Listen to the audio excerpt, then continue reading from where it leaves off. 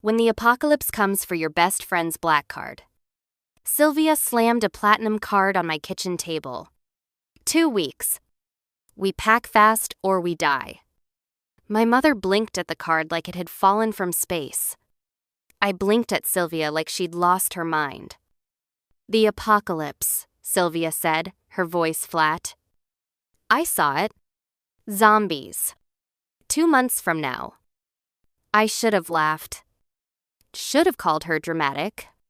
But Sylvia Foster didn't do drama. She did stock portfolios and silent donations to animal shelters. If she was here, in my cramped kitchen that smelled like burnt toast, saying the world was ending, then something was very, very wrong. Prove it, I said. She pulled out her phone. City Hall. Electrical fire. Tonight at 1147 p.m. 3 injuries, no deaths. Her finger trembled slightly. I've been seeing it for 3 days. Every time I sleep. My mom set down her coffee. Iris, we wait, I said. If she's right, we'll know by morning. At 1152 p.m., my phone buzzed with the news alert. City Hall. Electrical fire. 3 injured. Sylvia sat on my couch, eyes closed, looking 10 years older than her 24. How long have you had this? I asked quietly. Since Tuesday. The visions won't stop. She opened her eyes. The zombie virus hits in 62 days. Patient 0 is in a research lab in Nevada, containment breach during routine maintenance. By day 3, it's airborne. By day 7, the city's gone. The room felt smaller suddenly. Colder. What do we need? My dad asked from the doorway. Marcus Stone, the man who'd worked 3 jobs to put me through college, already reaching for his coat. Sylvia's shoulders sagged with relief. Everything. The thing about preparing for the end of the world is that it looks a lot like extreme couponing on steroids. Rice. 40-pound bags. 6 of them, Sylvia said, her pencil flying across her notepad as we stood in the warehouse club aisle at 6 a.m. My mom, Penny, had her own list.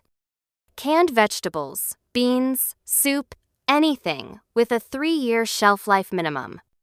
She grabbed a flatbed cart. Marcus, cooking oil. The big containers. On it, my dad said, already moving. I stared at a wall of instant ramen. This feels insane. It'll feel more insane when everyone else figures it out, Sylvia said. She wasn't looking at me. Her eyes had that distant quality they'd had since Tuesday, like she was seeing through the present into something worse. 48 hours after outbreak, the grocery stores are war zones. People kill each other over baby formula. I grabbed a case of ramen. Then another. Then 6 more. We hit 4 stores that first day. Sylvia's black cards did the heavy lifting. My parents' savings stayed safe in their accounts while we filled shopping carts with supplies that would have fed a small village. Each purchase got logged in Sylvia's color-coded spreadsheet: food green, medicine red, tools blue, weapons black. The checkout clerk at the second store gave us a weird look. Planning for something? Survivalist podcast, I said smoothly. New episode every week. We're doing a year-long challenge. Huh. She scanned our cart of industrial-sized flour bags. My cousin does that prepper stuff. Says the government's hiding something. Sylvia's hand tightened on her purse. Smart cousin. We rented a storage unit across town far enough from Sylvia's mansion that no one would connect them. Late at night, my dad drove a box truck back and forth, moving our apocalypse horde while the neighborhood slept. This is really happening, my mom said on day 3, watching Marcus haul in the 10th load of bottled water. Yeah, I said. It really is. The vehicles came next. Sylvia and my dad disappeared for a full day, returning with 2 reinforced SUVs that looked like they could survive a tank battle. The mechanic thought we were crazy, my dad said, grinning despite everything. Asked if we were expecting a war. Sylvia told him we were going off-roading in Alaska. Did he believe you? Hell no. But he took the money. The SUVs got outfitted with steel plating, reinforced glass, and tires that could take a bullet. One was a extended model, enough room for 4 people and whatever we couldn't fit in. Well, that was the other thing. I woke up on day 12 to find Sylvia standing in my bedroom, holding her pillow. Watch, she said. The pillow vanished. Not fell. Not dropped. Vanished, like someone had hit delete on reality. Holy shit, I whispered. Spatial storage. Sylvia's voice shook slightly. It just happened. I woke up and I could feel this space in my head. Like a room that doesn't exist. She closed her eyes and the pillow reappeared in her hands. It's huge. And time doesn't pass inside. Food won't spoil. Ice won't melt. I sat up slowly. That's impossible? She laughed, high and strained. I can see the future and store matter in an extra-dimensional pocket. I think we're past impossible, Iris. My mind raced. The supplies. We can store everything. Everything, Sylvia agreed. No more truck runs. No more storage unit. We can carry months of food without anyone knowing. We spent that day moving supplies from the storage unit to Sylvia's space. She'd touch a box of canned goods, and it would disappear, and she'd get this little line between her eyebrows from the concentration. By the 10th box, she was sweating. There's a cost, she said. It's not much feels like flexing a muscle. But it adds up. Can you feel how much space you have left? She nodded. It's like knowing how full your stomach is. Right now I'm maybe 20% full. There's so much room, Iris. We could live in there if we had air. That night, we celebrated with expensive takeout that would be impossible to get in 2 months. My dad opened a beer. My mom actually smiled. To Sylvia Foster, my dad said, raising his bottle. And her magic purse of infinite crap. To survival, Sylvia corrected quietly. We clinked glasses and pretended the countdown wasn't still ticking. The mansion fortifications came next. Sylvia hired 3 different contractors, told each of them different stories about why she needed steel doors and reinforced walls. None of them were working on the same section, so none of them saw the full picture. Paranoid heiress, she explained to one contractor. Ex-boyfriend stalker, she told another. The third got the truth. I'm rich and people are terrible. He appreciated the honesty and did excellent work. By day 40, we had 6 months of food dried, canned, and freeze-dried. 3 months of fresh produce going in Sylvia's space at the last minute. Medical supplies, including antibiotics, painkillers, and surgical equipment. 2 reinforced vehicles. Weapons legally questionable. A mansion with doors that could survive a battering ram. 4 frightened people trying not to think about what came next. And me, lying awake every night, wondering if I'd be brave enough when the time came. The apocalypse started at midnight, exactly as Sylvia predicted. The first scream cut through the quiet neighborhood like a knife. Then another. Then a dozen more, overlapping into a chorus of horror that made my mom bolt for the bathroom to be sick. I pressed my face against the reinforced window and watched the street transform. A man stumbled out of his car, convulsing. His girlfriend ran to him. I recognized them, the couple from 2 houses down who always waved. She reached for him and he bit her, tearing into her throat with his teeth while she screamed and then stopped screaming. 30 seconds later, she stood up. Her neck was shredded, but she was standing, and her eyes were empty white orbs, and she turned toward her house where I knew her 2 kids were sleeping. Don't watch, Sylvia said. pulling me away from the window. But I'd already seen enough. The zombie virus didn't turn people slowly. It was fast. Brutal. Final. My dad had his arm around my mom while she dry heaved into a bucket. We stay inside. No matter what we hear? No matter what, Sylvia agreed. We lasted an hour before the power died. Then the water. Just like she'd predicted. We sat in darkness, listening to the world end, and played mahjong by battery-powered lantern light because what else could we do? That's when the fever hit me. One moment, I was fine. The next, my skin was on fire. Iris? My mom's hand on my forehead. Oh God, Marcus, she's burning up. The terror in her voice was worse than the fever. People with fevers either died or turned. There was no third option. I'd be dead, or I'd be trying to eat them within hours. Get away, I managed. Lock me. Shut up, Sylvia said. She was gripping my hand hard enough to hurt. You're not turning. People who turn don't stay conscious.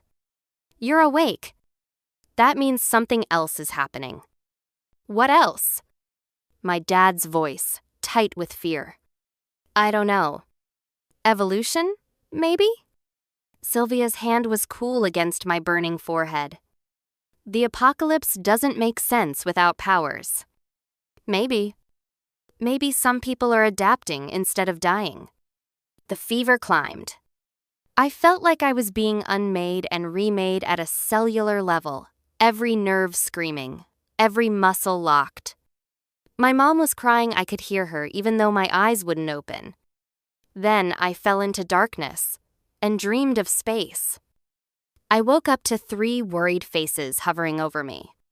Oh, thank God, my mom sobbed, pulling me into a hug so tight I couldn't breathe.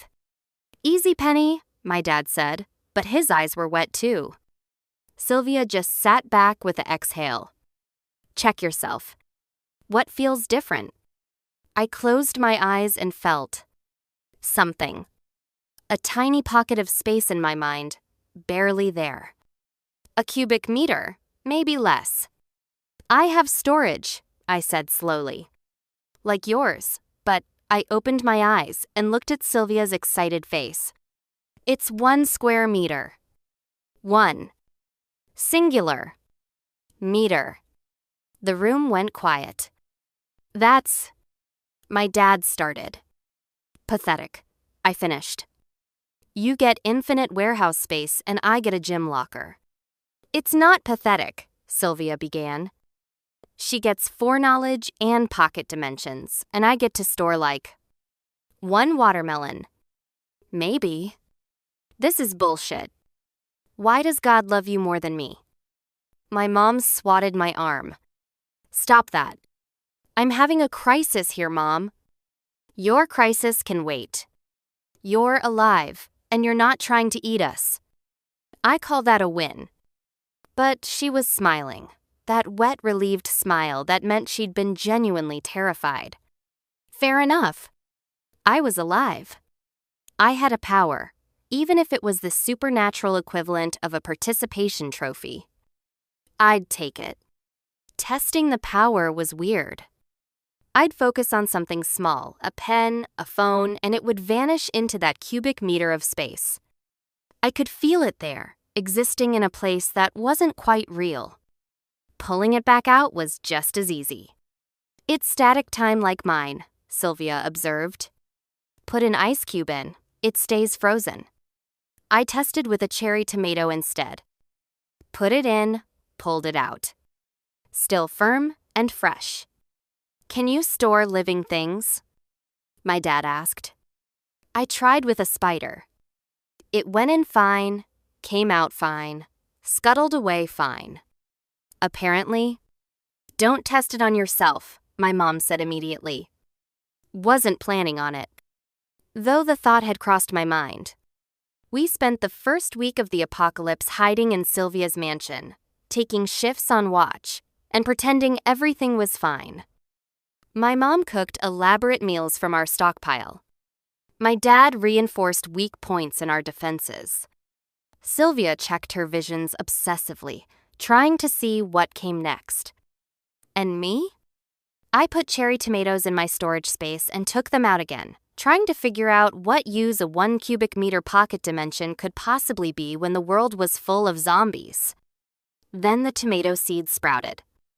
I'd left a tomato in storage for 3 days, pulled it out, noticed it was leaking. Annoying. I wiped up the seeds and the juice and put them back in the space without thinking, waste not, want not. A week later, I checked the space and found a tiny green sprout.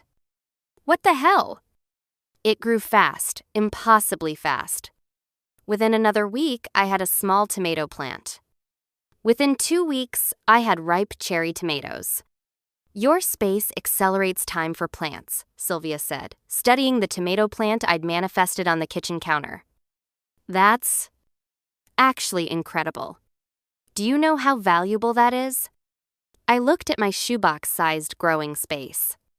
I can produce about 6 tomatoes a week. Maybe a head of lettuce if I'm lucky. That's not exactly feeding the masses.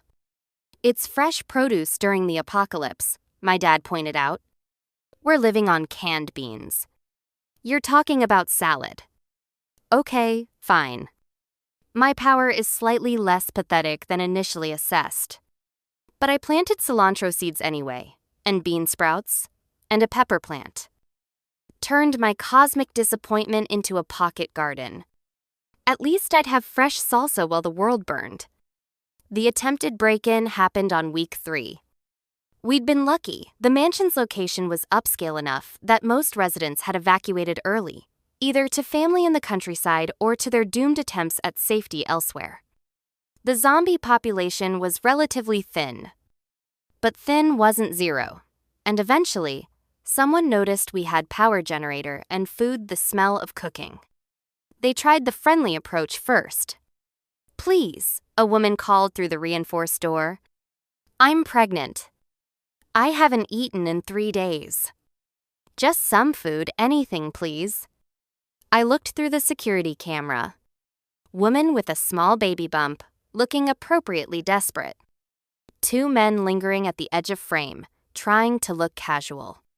The nearby convenience store might have supplies, Sylvia called back through the intercom. There's nothing left. Please, I'll die out here.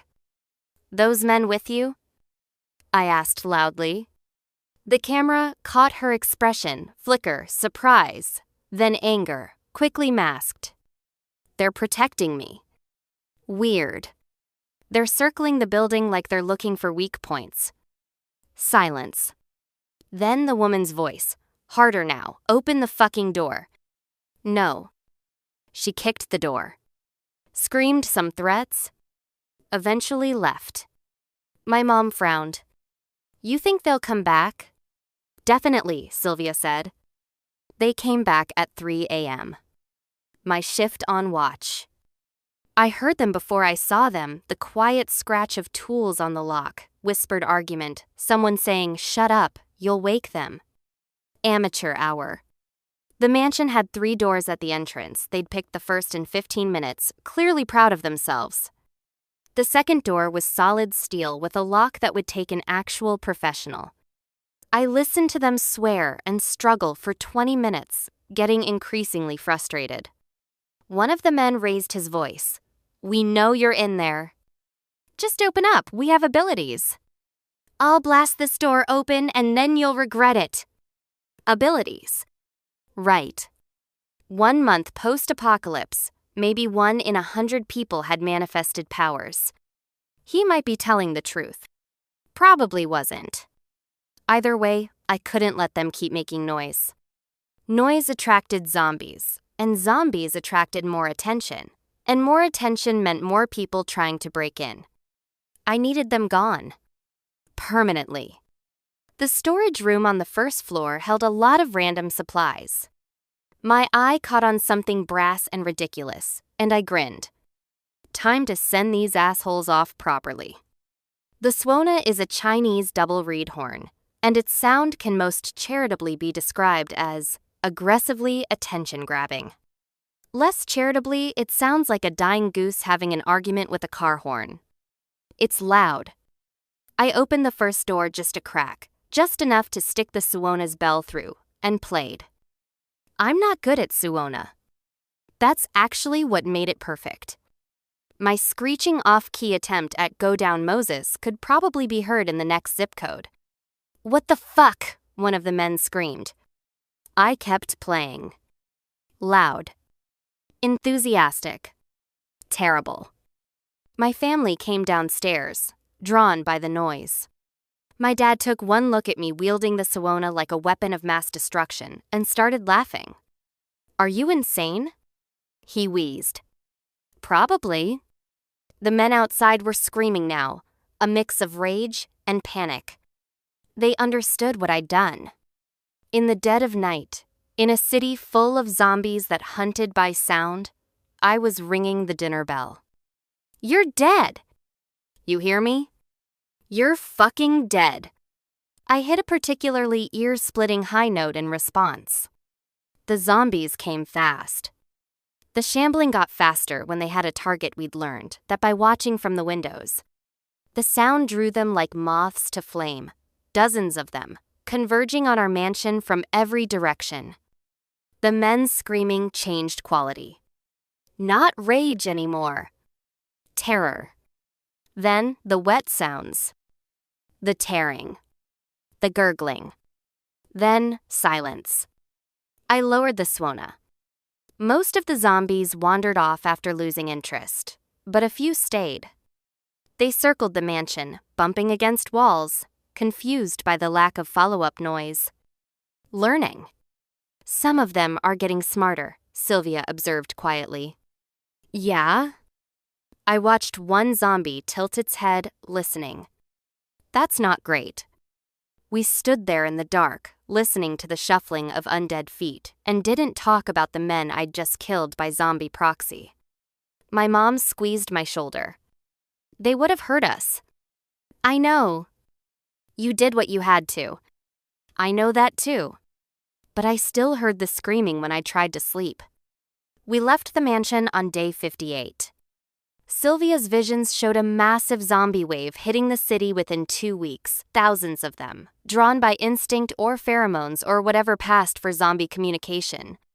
The mansion wouldn't hold against those numbers. But there was a government base in the capital, heavily fortified and actively defending against the hordes. We'd make it if we left now. Maybe. I hate maybe, my mom said, packing her medical kit for the 3rd time. Maybe is better than definitely dead, my dad pointed out. He was checking the SUV's reinforcement, running his hands over the welding like he could find flaws through touch alone. My contribution was food prep. I'd spent 2 days cooking my mom's recipes, made in bulk, packaged in containers that went straight into Sylvia's space. We'd have fresh cooked meals for the whole journey. At least we'd die well fed. Ready? Sylvia asked, standing by the driver's seat of the extended SUV. I looked back at the mansion. Safe. Comfortable. Everything we'd built to survive the apocalypse. Yeah, I said. Let's go. The journey started smooth. Too smooth. The roads out of the city were mostly clear, abandoned cars here and there, but nothing the SUV couldn't handle. We saw zombies, but only in 1s and 2s. Easy to avoid. This feels wrong, my dad muttered from behind the wheel. He was right. It felt like the calm before something worse. We'd been driving for 6 hours when my mom started cutting her finger. I watched from the middle seat, munching on chips from MySpace, while she drew a small knife across her fingertip.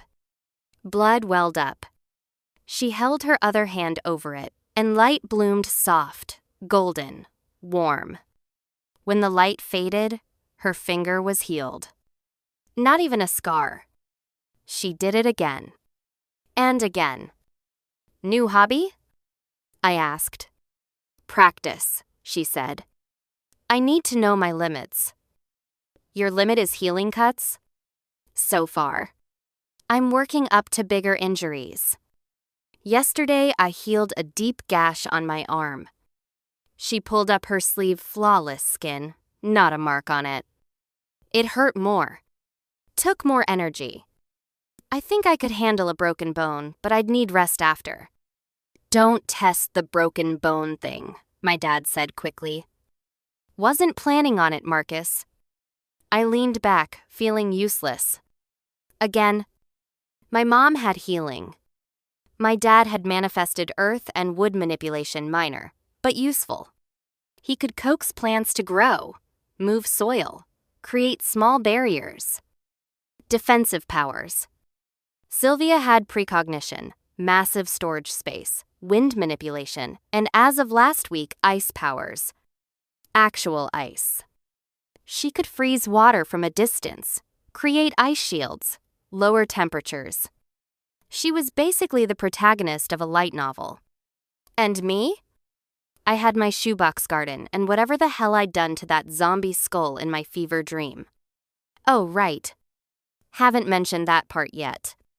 The fever dream. The night I got my power, I dreamed I was fighting. Surrounded by zombies, desperate, reaching for anything. And in the dream, my storage space moved, shot forward like an invisible hand and clamped onto a zombie's head. Crushed it. Crack. Dead. I'd woken up thinking it was just nightmare logic. But the image stuck with me. The feeling of it. Like I'd reached out with something that wasn't quite my hand and squeezed something that wasn't quite there. I tried practicing in secret. Tried manifesting my storage space around objects, making it crush them. Failed every time. The space could store things, but it couldn't do anything. Except, what if it wasn't about crushing? What if it was about the same thing I did when storing objects, moving them? Displacing them. The storage space existed somewhere, even if that somewhere was theoretical. What if I could make that theoretical space appear somewhere specific? Like, say, overlapping with a zombie's brain? Is less than #0. 6# is greater than I didn't have a zombie to test it on. So I let the thought percolate, unproven and possibly insane, while we drove toward the capital and hoped for smooth sailing. We did not get smooth sailing. The car stalled in the worst possible place. We'd been averaging 70 miles per hour on empty highway, making good time, when my dad took a turn too sharp and clipped an abandoned truck. Not hard, barely a tap, but something in the engine coughed, sputtered, and died. No, my dad breathed. No, no, no. He turned the key. Nothing. Again. Nothing. And ahead of us, blocking the road in a mass of rotting flesh and dead eyes, zombies. Dozens of them, maybe 100, clustered around the corpses of people who died trying to flee. Some were feeding. Some were just standing there, waiting. We'd driven right into them. "Back up," Sylvia said. "I can't.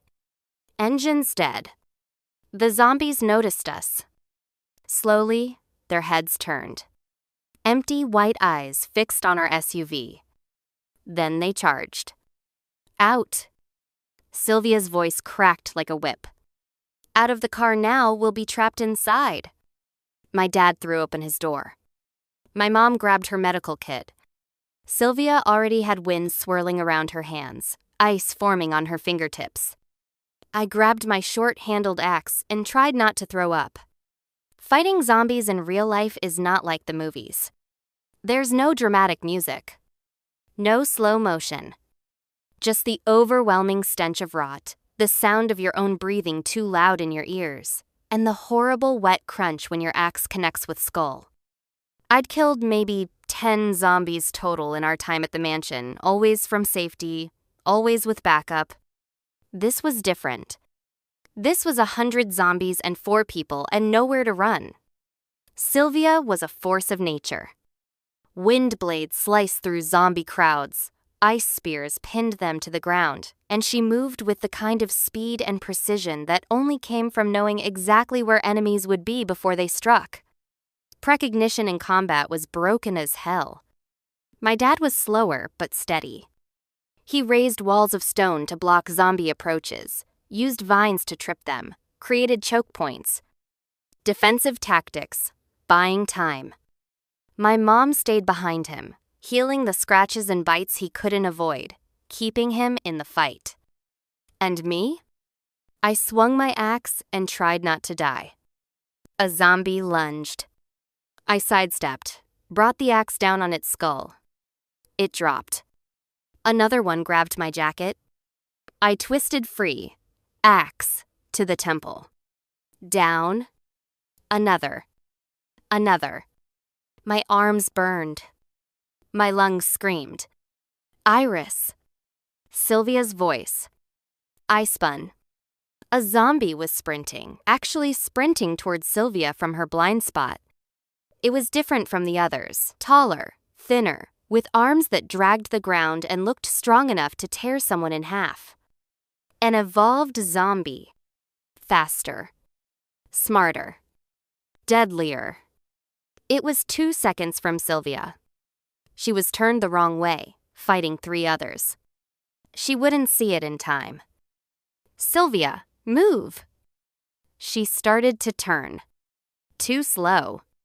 The zombie's clawed hand reached for her throat, and I pushed. Not with my hands. With my power. With that theoretical space that existed in my head, that 1 cubic meter pocket dimension that could store objects. I shoved it forward there, overlapping with the zombie's skull, crushing inward, crack. The zombie froze mid-lunge. Its head split open.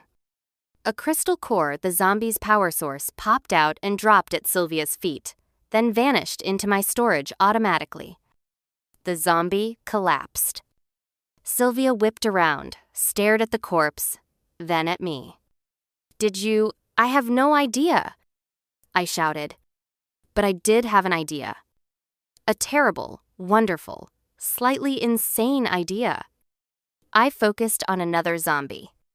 Pushed my storage space at it there. Overlapping, crushing, crack. Dead. Core collected. Another one.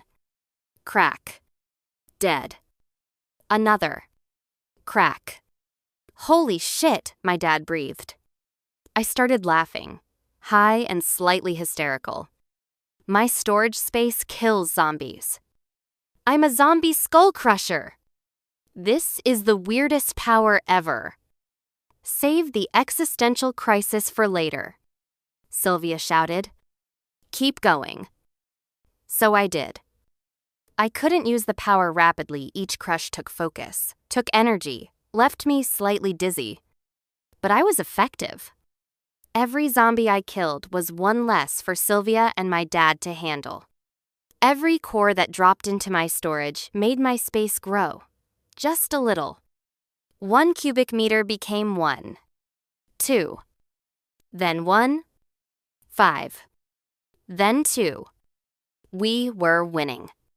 Then the military showed up. Gunfire. Actual, professional, we know what we're doing. Gunfire, cutting through the zombie horde like a scythe.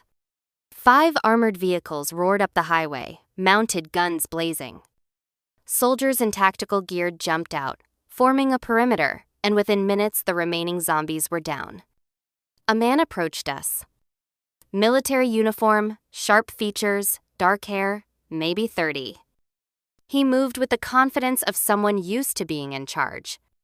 His eyes locked on Sylvia. Widened. Sylvia? She blinked. Dominic? Oh no. You're alive. He crossed to her in 3 strides, looking like he wanted to hug her, but stopping just short. Professional. I thought when the outbreak hit, I tried to call, but I'm fine, Sylvia said. We're fine. This is Iris and her parents, Marcus and Penny Stone. Dominic Shaw. Right.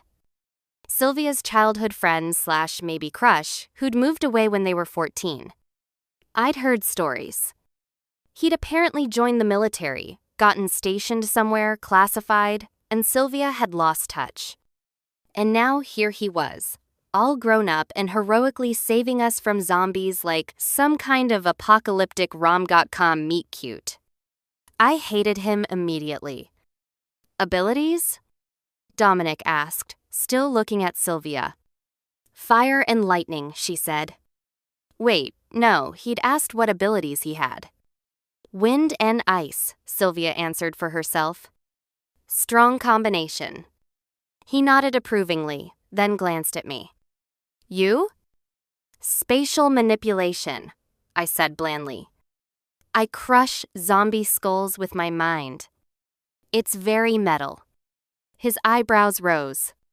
Impressive. I know. I smiled sweetly.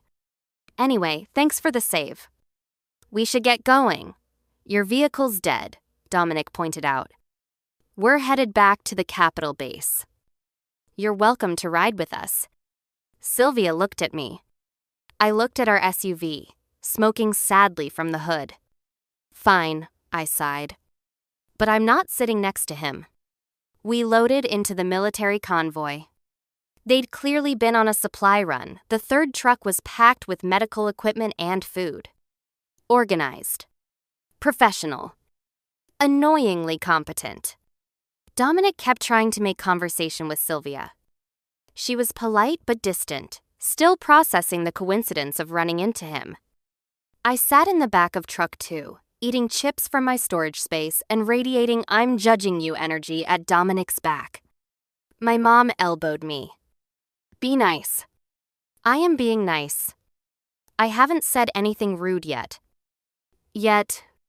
I'm savoring the anticipation. Every time we encountered zombies on the road, I was the first one out of the truck. Partly because I wanted to test my power's limits. Partly because I wanted to show off in front of Dominic. Crush. Dead. Core collected. Crush. Dead. Core collected. My storage space grew steadily.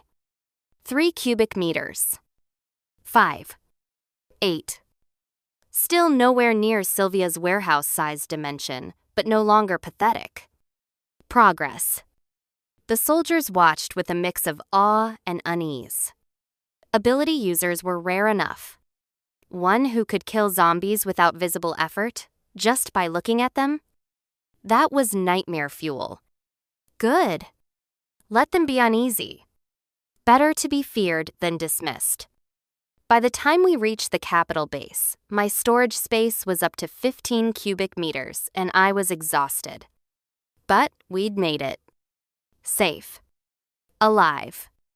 And Dominic Shaw kept making puppy eyes at Sylvia, which meant my new mission was clear: protect my best friend from romantic complications during the zombie apocalypse. Some things were more important than survival. Like making sure the male lead knew I'd saved the female lead first. The Capitol base was massive, a walled complex that had been a university campus before the outbreak. Now it housed thousands of survivors, a full military presence, and the faint sense that humanity might actually survive this. We got processed at the gate, temperature check normal, injury check clean, ability registration complicated. The registration officer stared at my form. Spatial storage. That crushes zombie skulls. By existing? It's a whole thing, I said. And it collects their cores automatically? Is less than #0. 6 is greater than apparently. He made a note. You're going to be popular with the research department. Great. Love being a science experiment. My family got assigned a 2-story villa in the residential quarter nicer than I expected. My mom got recruited immediately for the medical center. Healing abilities were in desperate demand. My dad joined the Defense Force. Earth and wood users were useful for fortifications. Sylvia got fast-tracked to some kind of elite strike team. Dominic was on the same team. Of course he was. And me? After a week of testing making me crush zombie cores, measuring my spatial capacity, timing how fast I could use the power I got assigned to the Agricultural Research Division. "You're kidding," I said flatly. Professor Helena Chen, head of agriculture, smiled. "Your spatial acceleration effect on plants is unprecedented. We've been trying to develop fast-growing crops for months. You're the breakthrough we needed. I can grow like 6 tomatoes a week. 6 tomatoes a week that mature in 7 days instead of 60. Do you understand how revolutionary that is?" She pushed her glasses up. "With your help, we can develop seeds that produce food in a fraction of the time. You're not a soldier, miss. Stone. You're a lifeline." Put like that, it was hard to argue. So I became a farmer. I spent my days testing experimental seeds, recording growth rates, and quietly stealing samples of anything that tasted good to grow in my expanded storage space. After 3 months of testing, I had 40 cubic meters of space. 20 of it was filled with experimental crops. The other 20 became my secret garden: strawberries, tomatoes, peppers, herbs, lettuce, carrots, and one absolutely thriving cilantro plant. I opened a supermarket. Iris's Imports operated on a simple principle barter. Fresh produce was nearly impossible to get at the base. Everything was rationed canned goods, dried rice, protein bars. Functional but miserable. I had strawberries. Fresh, sweet, perfect strawberries that I could grow in my space and sell without anyone asking where they came from. The supermarket was technically illegal. The base had rules about private food sales. But the soldiers who should have shut me down were too busy buying my tomatoes. The administrators who should have confiscated my goods were trading ammunition for my peppers. I kept prices fair. If you had something, I wanted tools, books, medicine, luxuries we could trade. If you didn't, you could work for me. Haul supplies, help with inventory, spread the word. No money. No charity. No freeloaders. "You've built an entire black market economy," Sylvia said, visiting my shop one afternoon. "I'm proud. I'm providing a valuable service. You're exploiting supply and demand during a crisis." Exactly. Capitalism at its finest. I handed her a basket of strawberries. "Free for you, obviously." Obviously. She popped one in her mouth. "These are incredible. How trade secret." Over 6 months, my little supermarket became a base institution. People knew my face, knew my prices, knew that if you wanted fresh produce, you came to me. I even had security Silas Thorne. The lab zombie escaped on a Tuesday. I heard about it through the rumor mill, some kind of specimen that the research department had been studying, relatively docile, didn't attack humans. It broke containment during a routine transfer. I didn't think much of it until the zombie showed up in my shop. I was closing for the day, back turned, counting inventory, when I heard the labored breathing. Wet. Rattling. Wrong. I spun around. The zombie stood in my doorway.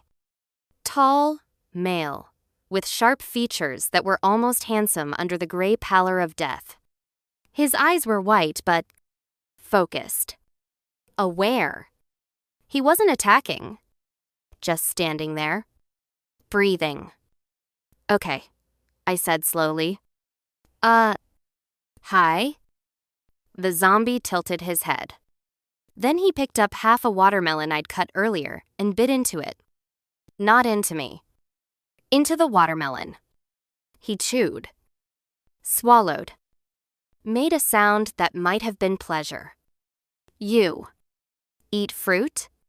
He nodded. Actually nodded. What the hell? I should have reported him immediately. Should have called security, had him dragged back to the lab. Instead, I watched this strangely polite zombie eat my watermelon, and thought he's harmless. Also, he's eating my inventory. 3 gold nuggets for that watermelon, I said. The zombie blinked at me. You have metal manipulation, right? The lab zombie has metal powers. You can make gold. I pointed at my empty hand. 3 nuggets. Now.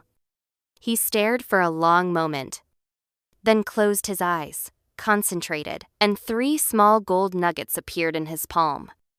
Rough, imperfect, but real. He held them out. I took them, handed him the watermelon. Pleasure doing business with you. He made that pleased sound again and kept eating. When security finally showed up, I'd already hidden him in my back room and told them I hadn't seen anything. Later, when the base commander, a stern man named General Thorne, came personally to ask about the escaped specimen, I lied smoothly. Haven't seen any zombies, sir. He studied me. The specimen is my son. Was my son. Before the virus. Oh. He's non-hostile, General Thorne continued. Doesn't attack humans. Seems to retain some intelligence. We were trying to develop a cure using his biology. His voice cracked slightly. If you see him, I'll keep an eye out, I said. After he left, I went to the back room. Silas, that was his name, according to the ID card the general had shown me, was finishing the watermelon. Your dad's looking for you, I said. Silas's expression flickered. Sadness? Recognition? Hard to tell with the blank white eyes. You can stay here, I decided. Work for me. Scare off people who cause trouble. In exchange, I'll feed you fruit and vegetables from my space. Deal? He nodded. Great. Welcome to capitalism, zombie edition. Silas turned out to be perfect employee. Didn't complain, didn't steal, didn't take breaks. He stood behind the counter looking vaguely menacing, and people were very polite when making trades. He also learned to haggle. 3 gold nuggets for 1 tomato, I said. 2, he managed. His speech was getting clearer every day. 2 nuggets for 2 tomatoes. 3. Tomatoes. 2.5. Final offer. He considered. Nodded. Negotiating with a zombie. My life had become very weird. Sylvia and Dominic visited sometimes. They were officially together now, cute couple, very heroic, saved people from zombie hordes on the regular. I was happy for her. Really. I still gave Dominic shit every chance I got. Some traditions were sacred. You're exploiting that poor zombie, Dominic said, watching me trade strawberries for gold. That zombie is making bank and eating like a king. He's living his best undead life. Silas nodded in agreement. The months passed. The base stabilized. Zombie attacks became routine. Humanity adapted. And then the research department announced they'd found a cure. The announcement came over the base's PA system on a cold morning in month 14 post-outbreak. Attention all residents. A zombie virus cure has been successfully developed. Nationwide aerial distribution begins in 48 hours. Repeat cure distribution begins in 48 hours. Cheering erupted across the base. People hugged, cried, celebrated. The nightmare was ending. I looked at Silas, standing behind the shop counter with a basket of apples, and felt my stomach drop. The cure worked by attacking the virus at a cellular level. Infected humans would be cured. Dead tissue would be purged. The zombies would. They didn't say what would happen to zombies. They didn't need to. I found General Thorne in his office that night. There has to be another way, I said. Some version that reverses the virus without killing them? He looked older than his years. We tried. The virus is too integrated. By the time someone fully turns, there's nothing left to save. The cure eliminates the virus, without the virus animating dead tissue. Silas will die. Silas died over a year ago. His voice broke. That thing wearing his face, eating fruit in your shop, it's not my son. My son is gone. This is just an echo. He's aware. He can think, communicate. He's a walking corpse powered by a virus that killed billions. The cure will save millions more. General Thorne stood. I'm sorry, miss. Stone. I know you've grown attached, but this is for the greater good. The greater good. Right. I went back to my shop. Silas was reorganizing inventory, placing vegetables in neat rows with more care than they probably needed. Hey, I said quietly. He looked up. The cure.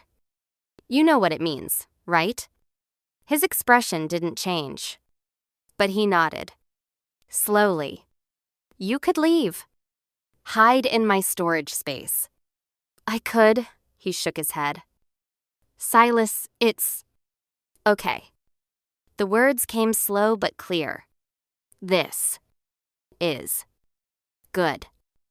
End. Ing. It's not an ending. It's murder. Iris. He stepped closer. Put a cold hand on my shoulder. Thank you for treating me like person. I was crying. When had I started crying? You don't have to do this. We can find another way. No. Other way. He smiled. Actually smiled. This broken, horrible, sad smile. I'm glad I met you. Then he turned and walked out of my shop. Into the night. Toward whatever ending he'd chosen. I tried to follow. Tried to use my space to trap him, force him to stay.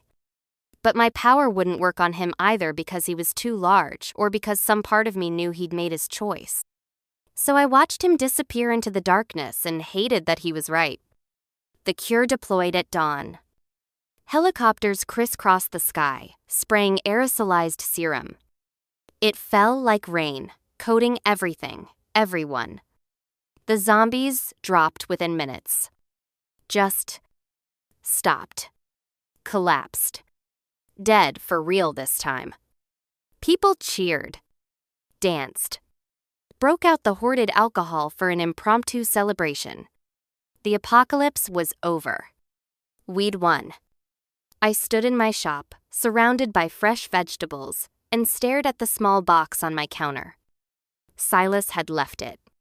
Gold nuggets, hundreds of them, enough to trade for anything I could ever need. And a note in shaky handwriting, don't be sad. You made the end better. I closed my shop for 3 days. Told people I was sick. Really, I just needed time to remember that sometimes surviving meant losing the people, the things that made survival worth it. The bass threw a festival. Musicians played. People cooked elaborate meals. Children ran around like children again, not survivors. I reopened my shop. Kept selling vegetables. Kept taking trades. Kept living. Sylvia and Dominic got engaged. My parents opened a restaurant using my produce. Life went on. I donated most of Silas's gold to the reconstruction efforts. Kept some for myself, enough to expand my shop, hire employees, maybe open a second location. But I kept his note. Is less than #0. 6 hash is greater than, and 1 gold nugget tucked in my storage space next to the cilantro. A reminder that even in the apocalypse, even when everything was terrible, small kindnesses mattered. And that zombies, apparently, appreciated good produce. Epilogue Spring. 3 years post-cure, I was reorganizing my shop's storage room when the bell over the door chimed. We're closed, I started, turning around. A man stood in the doorway. Tall, dark-haired, sharp features. Familiar and impossible. Silas? He smiled. Warm, alive, human. Hi. My brain short-circuited. You're alive? But the cure killed most zombies, he agreed, stepping inside. Apparently, if your biology was used to create the cure, you get the benefit of a very slow, very painful purge instead of immediate death. He touched his chest. I slept for 6 months in a cave. Woke up human. Mostly. Mostly? He shrugged. Still can't eat meat. Makes me nauseous. But fruit and vegetables? Those are perfect. I laughed, high and slightly hysterical. You came back for my produce? I came back for a lot of reasons. His smile softened. But yes, your tomatoes are exceptional. 3 gold nuggets per pound. Highway robbery.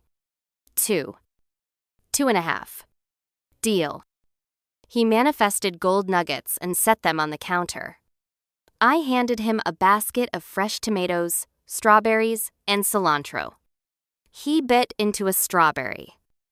Made that same pleased sound. And I realized, for the first time in 3 years, that the apocalypse was really, truly over. The world had ended. We'd survived. And somehow, against all odds, there were still strawberries. Life was weird. Life was good. And I was never, ever getting tired of fresh produce. The end.